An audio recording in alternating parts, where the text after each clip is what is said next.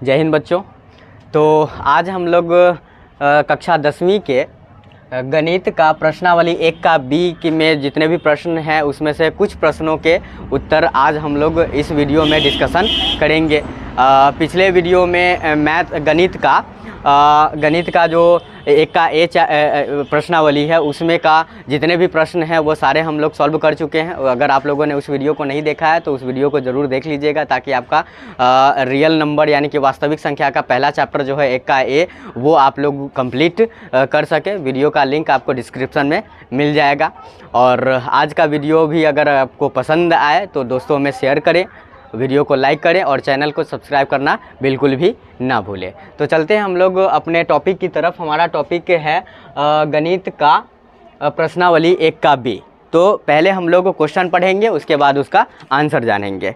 तो 1 के बी में पहला प्रश्न है, भारती भवन का पुस्तक है। पहला प्रश्न है, धन पूर्णांक p अभाज्य होगा यदि p में केवल डैश और डैश से भाग लगे। तो यहाँ पर सबसे पहले हम लोग समझेंगे कि अभाज्य संख्या क्या होता है। तो अभाज्य संख्या ऐसी संख्या को कहा जाता है जिसमें केवल या तो स्वयं उसी संख्या से भाग लगे या फिर केवल 1 से भाग लगे। तो ऐसी संख्या को हम क्या कहेंगे? अभाज्य संख्या कहेंगे। तो p में या तो केवल p से भाग लगे या फिर 1 से भाग लगे तभी जाकर के वह अभाज्य संख्या कहलाएगी। तो इसमें भरा जाएगा 1 और p भरा जाएगा। ओके, तो पहला का उत्तर हो जाएगा 1 का ए का पहला का उत्तर हो जाएगा 1 और p। ओके, अब दूसरा है, डैश संख्या को अभाज्यों के गुणनफल के रूप में लिखा जा सकता है। तो दूसरा का उत्तर हो जाएगा यौगिक संख्या। यौगिक संख्याओं को हम अभाज्यों के गुणनफल के रूप में लिख सकते हैं। तीसरा क्वेश्चन है, दो पूर्णांक a और b सह अभाज्य हैं यदि मौसा ab बराबर डैश। तो तीसरा का आंसर हो जाएगा मौसा ab बराबर डैश। तो मौसा जब दो पूर्णांक a और b तभी सहअभाज्य कहलाती हैं जब उनका मौसा 1 होता है। तो इसलिए इसका आंसर क्या हो जाएगा? 1। उसके बाद चौथा प्रश्न है हमारा, मौसा 48 और 30 बराबर मौसा 30 और डैश। तो मौसा 30 और डैश में भरा जाएगा यहाँ पर 48, क्योंकि 48 और 30 का मौसा निकाले फिर 30 और 48 का मौसा निकाले उतना ही मौसा निकलेगा, इसलिए हम यहाँ पर 48 भर देंगे। अगला प्रश्न हमारा 5वां नंबर, मौसा AB गुना लौसा AB बराबर डैश गुना डैश, यानी कि मौसा गुना लौसा बराबर क्या? तो एक संख्या गुना दूसरी संख्या। इसमें अगर हम देखते हैं तो AB, तो A पहली संख्या है और B दूसरी संख्या है, इसलिए इसमें भरा जाएगा A गुना B। तो इस प्रकार से पहला प्रश्न हम लोग का कंप्लीट हो गया। अब आते हैं दूसरे प्रश्न पर। हमारा दूसरा प्रश्न है, दूसरा का पहला, निम्नलिखित गुणनखंडन में अज्ञात संख्याओं को लिखे। तो पहला नंबर हम लोग देखेंगे 2 का। इसमें यहाँ पे 17 लिखा हुआ है और फिर यहाँ पे 2 लिखा हुआ है। इन दोनों को गुना करके यहाँ पर क्या भराएगा फिर लिखना है, और फिर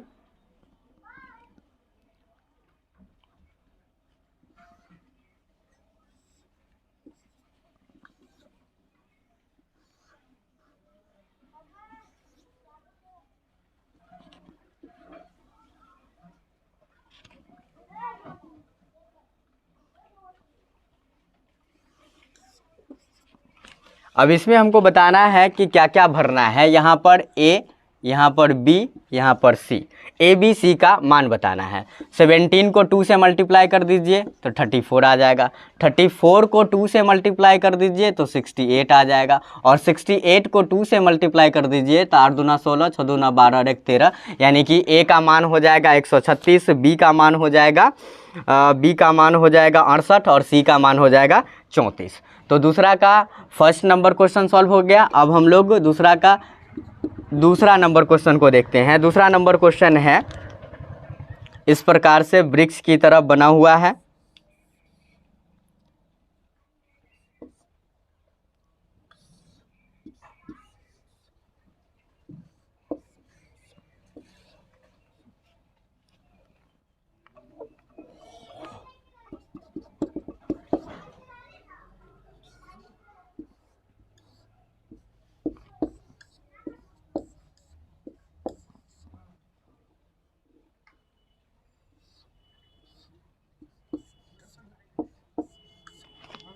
और इसमें यहाँ पर 72 लिखा हुआ है। आपको 72 का ऐसा गुणनखंड निकालना है जो सबसे पहले दो संख्या हो और उन दोनों में से एक संख्या को हम 3 पार्ट में बांट सके और दूसरी संख्या को हम 2 पार्ट में बांट सके, ऐसा संख्या को आपको लिखना पड़ेगा। तो अगर हम इसमें 8 ले लें और इसमें अगर हम 9 ले लें तो 8 को और 9 को अगर हम गुना करेंगे तो 8 9 72 हो जाएगा, ये दोनों कंप्लीट। अब 8 को आपको 3 पार्ट में बांटना है तो 8 का गुणनखंड कर दीजिए तो 2 चौका 8, फिर 2 से 2 2 एकम 2, यानी कि 3 2 आ गया तो इसमें 2 भरा जाएगा, फिर इसमें 2 भरा जाएगा, फिर इसमें 2 भरा जाएगा। उसके बाद 9 का गुणनखंड आप करेंगे तो 3 तिहाई 9, फिर 3 से 3 एकम 3, यानी कि 2 गो 3 आ गया तो यहाँ पर 3 आ गया। तो इस प्रकार से दो का दूसरा नंबर क्वेश्चन भी सॉल्व हो गया। अब हम लोग बढ़ते हैं अपने अगले प्रश्न की तरफ। अगला प्रश्न है हमारा 3 नंबर कि निम्नलिखित का अभाज्य गुणनखंडन करें।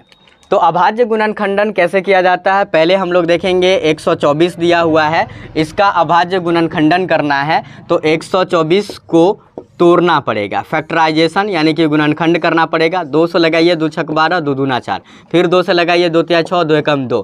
अब 2 से नहीं लगेगा, 3 से भी नहीं लगेगा, 4 से भी नहीं, 5 से भी नहीं, एक के बाद 31 से ही लगेगा। 31 से लगा लीजिए यहाँ पर। तो इसका 124 का अभाज्य गुणनखंड क्या क्या हो जाएगा, 2 गुना 2 गुना 31 आ जाएगा।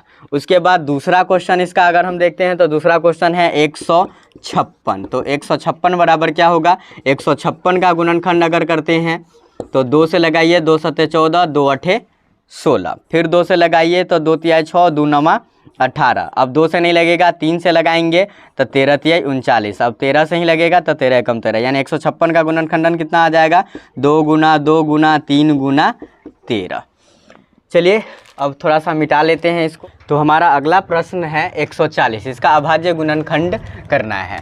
तो 140 का अभाज्य गुणनखंड हम लोग करेंगे तो पहले 2 से लग जाएगा तो 2 से 2 सत्ते 14 0, फिर 2 से लगाएंगे तो 35 आ जाएगा, फिर 3 से तो लगेगा नहीं इसमें तो 5 लेंगे यानी 5, तो 5 सत्ते 35, फिर 7 से लगाएंगे 7 एकम 7, यानी कि इस प्रकार से हम 140 का गुणनखंड लिख सकते हैं 2 गुना 2 गुना 5 गुना 7। अगर आप चाहें तो ये 2 2 को घात के रूप में भी आप लिख सकते हैं, 2 गो 2 है तो इस पर पावर 2 कर दीजिए और गुना 5 गुना 7 कर दीजिए, आपका ये भी आंसर सही है, आप ये भी लिख सकते हैं। फिर उसी प्रकार से अगर हम 5005 का अगर हम लें तो पहले 5 से लगाएंगे, 5 एकम 5, 0 0, 5 एकम 5। अब 5 से भी नहीं लगेगा, अगर हम अब आगे ट्राई करें तो 7 से अगर हम ट्राई करें तो 7 एकम 7, 3 0, 7 चौका 28, 7 चौका 28।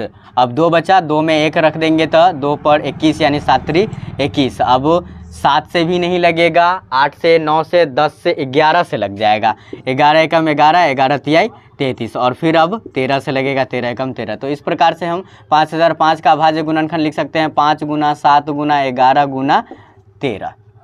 उसके बाद अगला प्रश्न की तरफ हम लोग बढ़ते हैं। तो 32,760 इसका गुणनखंड अगर हम करेंगे तो सबसे पहले 2 से लगाएंगे तो 2 एकम 2, 2 छक 12, 2 तिहाई 6, 2 अठे 16 0, फिर 2 से लगाएंगे तो 2 अठे 16, 2 एकम 2, 2 नमा 18 0, फिर 2 से लगाएंगे 2 चौका 8 0, 2 नमा 18 और 2 पंचे 10, 2 चौका 8 0, 2 नमा 18 1 0, 2 पंचे 10, 9 5 14 और 4 18, इसका मतलब 3 से भी लग जाएगा। तो 3 एकम 3 0, 3 एकम 3, 3 तिहाई 9, 1 9, 3 छक 18, 3 पचे 15, 6 5 11, 11 3 14 1 15, 3 से अभी भी लग जाएगा, 3 चौका 12, 3 पचे 15, 3 पचे 15। अब लगाएंगे 5 5 10, 4 14, 3 से नहीं लगेगा, 4 से भी नहीं लगेगा, अब 5 से लगाएंगे तो 5 नमा 45 और 5 एकम 5। अब 5 से भी नहीं लगेगा, 6 7 13 सत्ते 91, हाँ 7 से लग जाएगा तो 13 बार में, और फिर 13 से लगाएंगे 1 बार में। इस प्रकार से 32,760 का गुणनखंड हम लोग लिख सकते हैं 2 गुना 2 गुना 2 गुना 3 गुना 3 गुना 5 गुना 7 गुना 13, और इसको घात के रूप में अगर हम लिखना चाहें तो 3 गो 2 है तो 2 पर पावर 3 कर दीजिए, और 2 गो 3 है तो 3 पर पावर 2 कर दीजिए, और 5 गुना 7 गुना 13 कर दीजिए, आपका ये भी आंसर सही है। इसको समझने के लिए एक और चीज़, गुणनखंड निकालने के लिए एक और चीज़ हम लोग समझते हैं कि जल्दी से जल्दी इसको हम कैसे सॉल्व करें। इसके लिए आपको विभाज्यता का नियम जितना है 2 से 3 से 4 से 5 से 6 से 7 से 8 से 9 से 10 से जो भी है, कम से कम आपको 15-16 तक आपको विभाज्यता का नियम याद कर लेना चाहिए, ताकि आपको बार बार भाग लगाने का मतलब ज़रूरत ना पड़े। जैसे कि हम अगर 2 से भाग लगाएंगे तो कैसे हम पता कर लेंगे कि बिना भाग लगाए इसमें 2 भाग लगेगा या नहीं लगेगा। तो 2 से विभाज्यता का नियम होता है कि जिस संख्या के अंत में या तो 0 या 2 या 4 या 6 या 8, अगर इन सभी संख्याओं में से कोई भी एक संख्या हो अगर, तो वो पूरी संख्या 2 से विभाजित हो जाएंगी। तो जैसे कि यहाँ पर देखेंगे अंत में 0 है, इसका मतलब 2 से विभाजित होगा ही होगा। उसी प्रकार से 3 से विभाज्यता का नियम कहता है कि जो भी संख्या दिया हुआ है वो संख्या जिन जिन अंकों से बना है उन संख्याओं के अंकों का योग निकाले और उस योग में 3 से भाग करे। भाग अगर लग जाता है, पूरी तरह से विभाजित हो जाता है, इसका मतलब वह पूरी संख्या 3 से विभाजित होगी। जैसे कि हमने यहाँ पर बिना भाग लगाए 4095 में 3 से भाग लगाया। कैसे? तो 5 और 9 14, 14 में 4 जोड़ेंगे तो 18 आ जाएगा और 18 में 0 जोड़ेंगे तो 18 ही रहेगा। 18 में 3 से भाग करेंगे तो 3 छक 18, मतलब उसके अंकों का योग 3 से विभाजित हो गया। इसका मतलब यह पूरी संख्या 3 से विभाजित हो जाएगा। उसी प्रकार से 4 से विभाज्यता का नियम कहता है कि अगर जिस संख्या के अंतिम का 2 अंक अगर 4 से विभाजित हो जाएगा तो वह पूरी संख्या 4 से विभाजित हो जाएगी। उसी प्रकार से 5 का विभाज्यता का नियम कहता है कि जिस संख्या के अंत में 0 या 5 हो वह सभी संख्याएं मतलब 5 से विभाजित होंगी। इसी प्रकार से और भी विभाज्यता का नियम है, आगे अंकों तक आपको कम से कम 15-16 तक ज़रूरत पड़ेगी ही, तो इसलिए इतना तक कम से कम आप लोग याद कर लीजिएगा ताकि आपको गुणनखंड निकालने में दिक्कत न आए, आपको बार बार भाग लगाने की जरूरत न पड़े। अब हम लोग बढ़ते हैं अपने अगले प्रश्न की तरफ। तो 4 का पहला प्रश्न है, 4 नंबर में कह रहा है कि अभाज्य गुणनखंडन विधि से निम्नलिखित के मसा और लसा निकाले। यानी कि अभाज्य गुणनखंड विधि से ही हमको महत्तम समापवर्तक भी निकालना है और लघुत्तम समापवर्त्य भी निकालना है। तो 1 नंबर क्वेश्चन में कह रहा है 6 और 20 का अभाज्य गुणनखंड विधि से लसा और मसा निकाले। तो सबसे पहले हम लोग 6 और 20 का क्या करेंगे, उसका गुणनखंडन करेंगे और तब उसका एलसीएम या एचसीएफ निकालेंगे। जैसे 6 बराबर, तो 6 को हम 2 गुना 3 लिख सकते हैं। 6 का अगर हम गुणनखंड करें तो 2 से 3 या 3 से 1, यानी कि 2 गुना 3। उसी प्रकार से अगर 20 का हम लोग करें तो 2 से लगाएंगे तो 10, फिर 2 से लगाएंगे 5, फिर 5 से लगाएंगे तो 1, यानी कि 2 गुना 5। अब हम लोग निकालेंगे सबसे पहले इसका मसा बराबर, फिर निकालेंगे इसका लसा बराबर। लसा हम लोग 2 तरीका से निकाल सकते हैं, यहीं पर पहले हम लोग मसा निकाल लेते हैं, उसके बाद समझेंगे लसा को। मसा वह संख्या होती है जो दोनों संख्या को विभाजित कर सकती है। तो जो हम लोगों ने गुणनखंड किया है उस गुणनखंड में जो अंक दोनों संख्या या जो भी दी हुई संख्या है 2, 3, 4 जो भी संख्या दी हुई है उस संख्या में जो भी संख्या सभी में है उन सभी के बदला में हम एक संख्या ले लेंगे। जैसे 6 और 20 में 2 देखेंगे तो दोनों में है, तो ये दोनों के बदला में 1 2 आ जाएगा। बाकी कोई भी ऐसा अंक नहीं है जो दोनों में कॉमन है, तो बाकी जितना भी अंक है उसको लिख लीजिए पूरा को और गुना कर दीजिए तो आपका मौसा निकल जाएगा, नहीं लसा निकल जाए। मौसा तो जो कॉमन था वो निकल गया, क्योंकि 2 इसमें भी था 2 इसमें भी था, तो इसमें से ये निकल गया। अब बाकी कोई कॉमन नहीं है, इसका मतलब है कि मसा इसका 2 ही होगा। अगर हमको लसा निकालना है तो इन दोनों अंकों के बदला में 1 अंक हम ले लिए और बाकी का अंक जो बच रहा है उसको अगर हम गुना कर लेंगे तो क्या निकल जाएगा, इसका लसा निकल जाएगा। जैसे 2 गुना 3 गुना 2 गुना 5, तो इसका लसा निकल जाएगा 2 तिया 6, 6 दूना 12, 12 पंचे 60। आप लोग अगर इस पर थोड़ा सा डाउट लगे अगर, तो आप लोग भाग विधि से भी लसा और मसा निकाल करके ट्राई कर सकते हैं कि लसा कितना निकल रहा है, मसा कितना निकल रहा है। वहाँ से आपका डाउट पूरी तरह से एकदम क्लियर हो जाएगा। उसके बाद आप एकदम कॉन्फिडेंट होकर के कोई भी प्रश्न हल कर पाएंगे। उसके बाद हम लोग बढ़ते हैं इसके अगले प्रश्न की तरफ। तो हमारा अगला प्रश्न है 17 और 25। 17 और 25 का गुणनखंड निकालना है।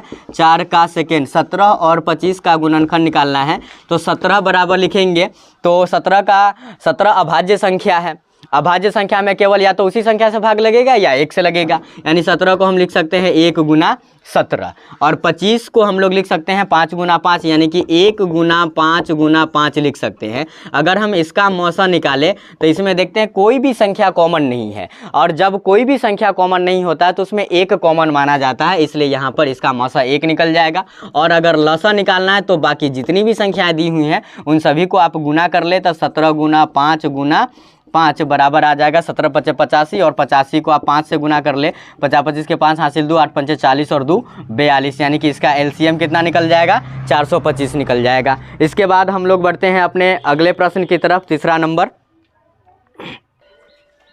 तो चौथा नंबर प्रश्न है 510 और 92, इसका एलसीएम और एचसीएफ निकालना है अभाज्य गुणनखंड विधि से। तो सबसे पहले हम लोग 510 बराबर 92 बराबर लिख लेंगे, और सबसे पहले 510 का गुणनखंड करेंगे।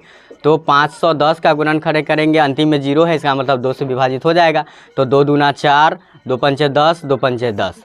अब अंतिम में ऐसा कोई भी संख्या नहीं है जो 2 को 2 से विभाजित हो सके, इसके लिए हम क्या करेंगे, अब 3 से ट्राई करेंगे। तो 5 5 10 और 10 और 2 12, 12 में 3 से भाग करेंगे, मतलब डिवाइडेबल हो जाएगा, इसके कारण हम लोग इसमें 3 से भाग लगा सकते हैं।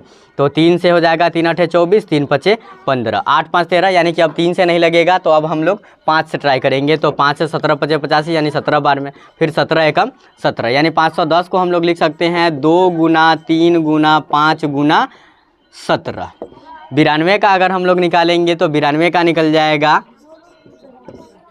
2 से 46, फिर 2 से 23, फिर 2 से, तो 2 से अब नहीं लगेगा, अब डायरेक्ट 23 से लगा देते हैं तो 1 आ गया, यानी कि हम लोग लिख सकते हैं इसको 2 गुना 23। अब हमको इसका एलसीएम और एचसीएफ पता लगाना है, तो लसा बराबर और मसा बराबर लिख लेंगे, मसा बराबर लसा बराबर, दोनों में कॉमन देखेंगे तो यहाँ पर ये 2 है, तो ये 2 के बदला में 1 2 आ जाएगा। उसके बाद अगर हम लोग देखें तो 3 इसमें है पर इसमें नहीं है, 2 इसमें है पर इसमें नहीं है, 5 इसमें है इसमें नहीं है, 17 इसमें है इसमें नहीं है, 23 इसमें है इसमें नहीं है, तो इसलिए हम लोग मौसा कितना हो जाएगा, इन दोनों का 2 ही हो जाएगा, यानी कि 2 ही ऐसी संख्या है जो 510 और 92 दोनों को विभाजित कर सकती है। अब लसा निकालने की बारी है, तो इन दोनों के बदला में 1 2 ले लेंगे, और बाकी का जितना अंक है उस सब को गुना में लिख दीजिए और गुना कर लीजिए, वो लसा निकल जाएगा। बराबर 2 तिया 6, 6 दूना 12, 12 पंचे 60, 60 को 17 से गुना कर देंगे तो 17 छक 102, 102, इस पर 1 0 डाल देंगे तो 10 1020 आ गया। इसको 23 से गुना हम लोग करेंगे तो 0, 23 दूना 40 के 6 हासिल 4, तो 4 और 23 से कम 23, यानी कि आ जाएगा इसका 23,460। तो हमारा अगला प्रश्न है 6 72 और 120, इसका लसा और मसा निकालना है अभाज्य गुणनखंड विधि से। तो 6 बराबर लिख लेंगे, उसके बाद फिर 72 बराबर लिख लेंगे, फिर 120 बराबर लिख लेंगे और सभी का गुणनखंड करेंगे। तो 6 का अगर हम गुणनखंड करते हैं तो 2 से 2 तिहाई 6, 3 से 3 एकम 3, यानी कि हम लिख सकते हैं 2 गुना 3। 72 का इसी प्रकार से अगर हम लोग करें तो 2 से हो जाएगा 36, फिर 2 से हो जाएगा 18, फिर 2 से हो जाएगा 9, फिर 3 से 3 तिहाई 9, फिर 3 से 3 एकम 3, यानी लिख सकते हैं 2 गुना 2 गुना 2 गुना 3 गुना 3। फिर 120 का अगर हम लोग लिखेंगे तो 120 का निकल जाएगा 2 से 60, फिर 2 से 30, फिर 2 से 15, फिर 3 से 5, फिर 5 से 1, और इस प्रकार से 120 को हम लोग लिख सकते हैं 2 गुना 2 गुना 2 गुना 3 गुना 5। अब जा कर के हम लोग इसका मौसा और लसा निकालेंगे, मौसा बराबर और फिर लसा बराबर। तो जो तीनों में कॉमन होगा वो मसा में आएगा, अब बाकी जो बच जाएगा और मसा जो निकलेगा उसको गुना कर लेंगे तो क्या निकल जाएगा, लसा निकल जाएगा। तो सबसे पहले हम लोग देखते हैं तो 2 तीनों संख्याओं में है, तो 1 2 आ गया यहाँ पर। उसके बाद 1 3 इसमें देखें और 1 3 इसमें भी है और तीसरा में भी 1 3 है, तो इस प्रकार से 1 3 भी आ जाएगा, यानी कि उसके बाद अगर और हम देखें तो कोई और अंक ऐसा नहीं है जो तीनों में कॉमन हो, इसलिए 2 तिहाई 6 इसका क्या निकल जाएगा, मौसा निकल जाएगा। यानी कि 6 ही ऐसी संख्या है जो 6 को, 72 को, 120 को, तीनों को विभाजित कर सकती है। अब हम लोग आते हैं लसा में, तो जो भी मौसा निकला है उसको और बाकी का संख्या जो बच रहा है उनको अगर हम गुना कर दे तो क्या निकल जाएगा, लसा निकल जाएगा। जैसे 6 गुना, फिर इसमें देखेंगे यहाँ पर ये कॉमन है तो ये आ जाएगा 1 2, फिर यहाँ पर 2 गो 2 इसमें आ रहा है तो 1 गो 2 इसमें ले लेंगे, और ये 3 तो पूरा इसमें आ चुका है, बच रहा है 1 3 और 1 5, तो 1 3 और 1 5 ले लेंगे तो इसका एलसीएम निकल जाएगा 6 दूना 12, 12 दूना 24, 24 से 72, 72 पंचे 360, 360 हमारा एलसीएम निकल जाएगा और 6 इसका एचसीएफ निकल जाएगा। अब हम लोग बढ़ते हैं अगले प्रश्न की तरफ। हमारा अगला प्रश्न है 5 नंबर, जो प्रश्न है 17, 23 और 29। 17, 23 और 29 अभाज्य गुणनखंड विधि से इसका एलसीएम और एचसीएफ दोनों निकालना है। तो हम लोग यहाँ लिख लेंगे 17 बराबर, फिर लिख लेंगे 23 बराबर, फिर लिख लेंगे 29 बराबर। 17 को हम लोग अभाज्य संख्या मानते हैं, तो अभाज्य संख्या में या तो केवल 23 से भाग लग सकता है या केवल 1 से भाग लग सकता है। तो यहाँ पर हम लिख लेंगे इसको 1 गुना 17। 23 भी अभाज्य संख्या है, इसमें भी 1 और 23 से ही भाग लगेगा तो इसमें भी लिख लेंगे। 29 में भी वही है, तो 1 गुना 29। यानी कि अगर हम इसका मौसा निकालना चाहें तो कोई भी संख्या ऐसा नहीं है जो इसमें कॉमन है, और जब कोई भी संख्या कॉमन नहीं होता है तो उसमें 1 कॉमन माना जाता है, इसलिए इसका मौसा कितना निकल जाएगा, 1। यानी कि 17, 23, 29 को विभाजित करने वाला केवल एक ही ऐसी संख्या है जो तीनों को विभाजित कर सकती है। अब जाकर के अगर हम लसा निकालें तो 1 से आप किसी भी संख्या को गुना करें तो वो उतना ही होगा, तो इसलिए 1 आप ना भी लिखेंगे तो कोई दिक्कत नहीं है, बाकी जितना भी अंक है उसको लिख लीजिए। तो 17 गुना 23 गुना 29 आ जाएगा, बराबर गुना करके लिख लीजिए। तो 17 को 23 से अगर हम लोग गुना करेंगे तो 17 × 51 और 17 दूना 34, यानी कि 1 5 4 9 3। इसको फिर 29 से गुना करेंगे तो 9 9 9 81 के 1 हासिल 8, 3 27 और 8 35, 2 9 दूना 18 के 8 हासिल 1, 3 दूना 6 और 1 7, 9 2 और 1 3, 8 5 13 के 3 हासिल 1, 7 3 10 और 1 11, यानी कि 11,339 इसका क्या निकल जाएगा, लसा निकल जाएगा। तो अभी हम लोग इतना ही प्रश्न हल करेंगे, बाकी का जो 2 प्रश्न बच रहे हैं 6 और 7 वो आप लोग खुद से हल करने का प्रयास करें ताकि आप लोगों को छापने की ज़रूरत ना पड़े। आप लोग इतना क्वेश्चन बना करके लगभग समझ चुके होंगे, प्रोसेस सब चीज़ सेम है। बाकी का 2 क्वेश्चन जो बच रहा है वो आप लोग खुद से मतलब सॉल्व करने का कोशिश करें ताकि आपको कॉन्फिडेंस मिल सके। और हाँ, जब भी क्वेश्चन सॉल्व कीजिएगा तो पूरा क्वेश्चन जितना आपका बन रहा है उतना बनाते जाइए, और जब बन जाएगा आगे को क्वेश्चन अगर नहीं सॉल्व होने वाला तब जा करके आंसर मिलाने का कोशिश कीजिएगा। ऐसा मत कीजिएगा कि एक क्वेश्चन सॉल्व किया फिर उसका आंसर मिला लिए, इससे क्या होगा, आपका कॉन्फिडेंस लेवल कम हो जाएगा। बिना आंसर का आपको कॉन्फिडेंस ही नहीं मिलेगा कि हाँ मैंने जो क्वेश्चन बनाया है वो उसका आंसर सही निकला है। तो आपको अगर कॉन्फिडेंस चाहिए मैथ बनाने में तो सबसे पहले आपको यही करना होगा, जितना भी प्रश्न हल हो रहा है उसको हल करते जाइए, और जब आगे का प्रश्न नहीं हल होगा तब जाकर के उसका आंसर एक एक करके मिलाना शुरू कर दीजिए। जिसका आंसर मिल गया समझ लीजिए कि वो आपका सही हुआ, जिसका आंसर नहीं मिला तो क्या गलती हो गया आपसे, क्या कमी रह गया, उस चीज़ को देखिए और उसके बाद फिर उसमें सुधार लाइए। तो आज के वीडियो में हम लोग इतना ही रखते हैं। अगले वीडियो में हम लोग आगे का जो प्रश्न बच रहा है प्रश्न नंबर 5 और 6 इसको लेकर के हम लोग अगले वीडियो में आएंगे।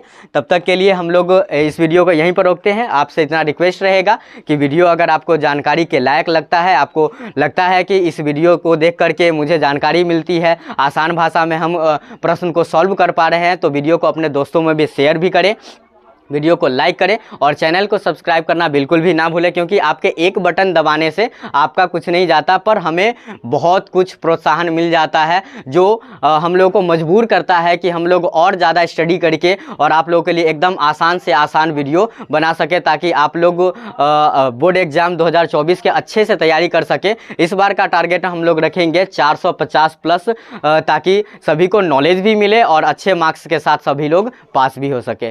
तो आज के वीडियो में इतना ही। जय हिंद।